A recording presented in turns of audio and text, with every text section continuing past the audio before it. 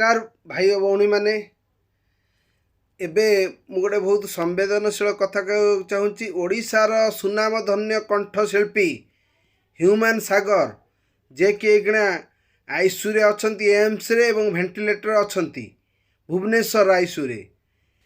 तांकर स्वास्थ्य अवस्था बहुत खराब। तांको माँ कांदिकी कौन कहउचंती देखंतु। मो पुअर देह सीरियस कंडीशन रे अच्छी वर्तमान वेंटिलेटर लगी तार सब किसी ऑर्गन फेलर बताऊँ डॉक्टर मैंने आईसीयू रे रखाई।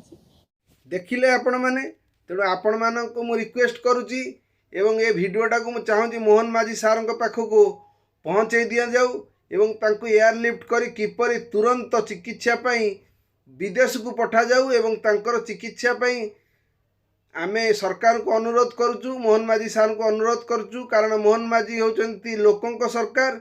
सी मध्य एबे नुआपड़ा विजय होई तांकर माने आउ किछि असुविधा नहीं। तांको पूर्ण बहुमत ओडिशावासी देइचंती तेणु तांकर आमे रिक्वेस्ट ही करि परिबु। आउ गोटे कथा होची एटी माने जाति धर्मर कथा नहीं।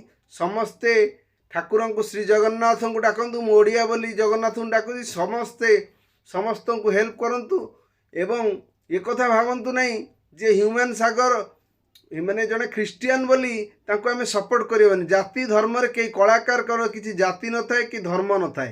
तेणु मु एतिकी रिक्वेस्ट करी आपण माने समस्ते ह्यूमन सागर पई प्रभु जगन्नाथ पाखरे प्रार्थना करंतु एवं तांको किपरि शीघ्र आरोग्य हो प्रभु जगन्नाथ